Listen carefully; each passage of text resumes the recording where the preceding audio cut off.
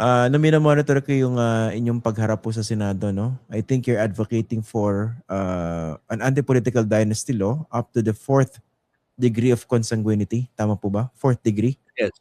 Yes. Oo. Bakit Kasi po? sa akin, we cannot be half-hearted about it. Na all right, let's get to and let's see what happens. Whether it really works and so on and so forth.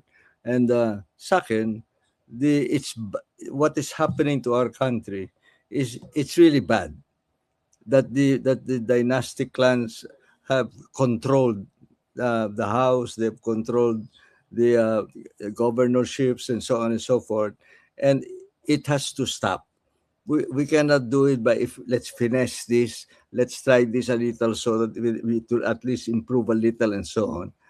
I think we can only what we can do is totally dismember or finish off the the dynasties.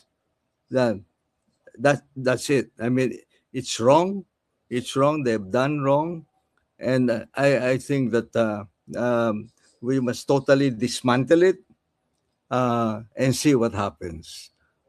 Why are we Okay. going? Why are we going to a little here and a little there? What for? It's been Mm. 36 years. Okay.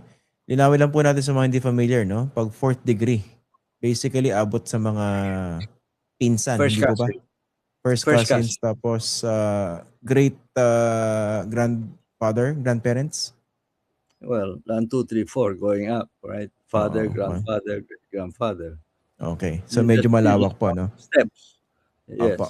Hindi Pag-usapan natin yung hindi naman maraming great-grandfather, di ba? medyo masyado ng ano yan. Okay, pag-usapan natin yung practical application po ito, no? So kung sakaling i-apply yung political dynasty ban up to the fourth degree of consanguinity, how would that work? For example, ako, nag-decide akong tumakbo. So bawal Yes. yung pinsan ko. So paano yun? Mag-uusap-usap kaming angkan?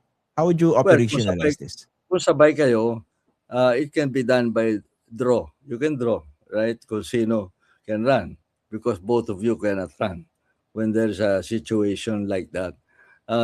But I think that once the law is passed, it should be explained thoroughly to everybody, especially those who are in office, what the consequences are and what the provisions mean and so on.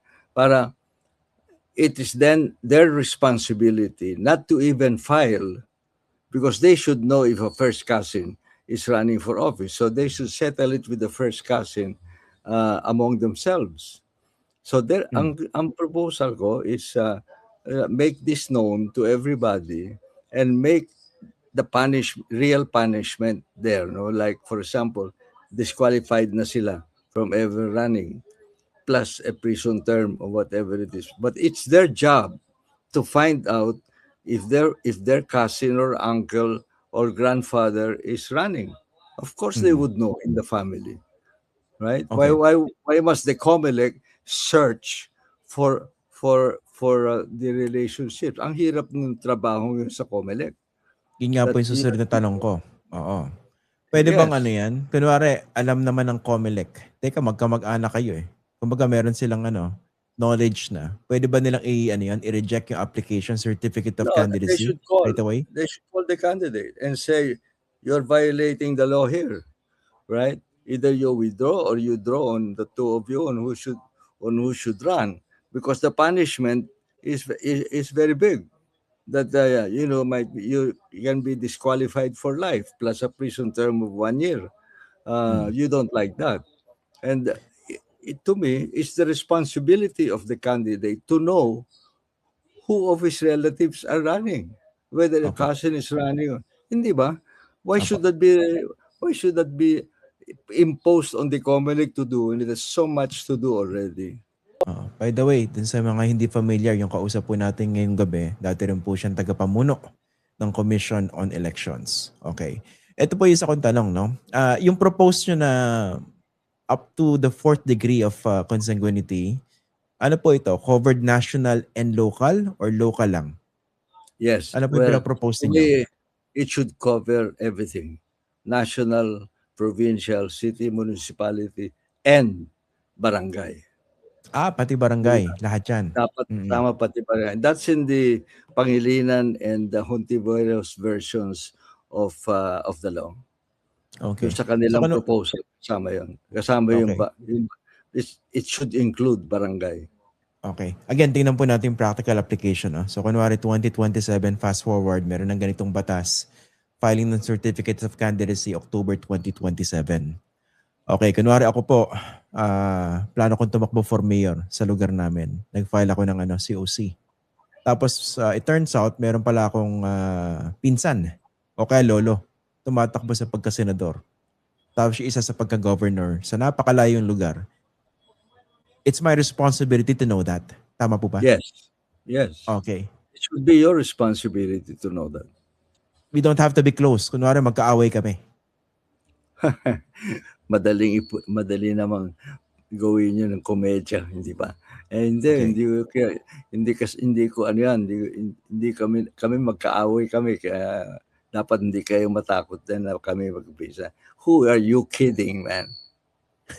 Paano po kung sabay-sabay pa rin nag-file, claiming that they didn't know that they had a relative also running for a different position somewhere else during that same election? What would happen to, let's say, lahat nanalo?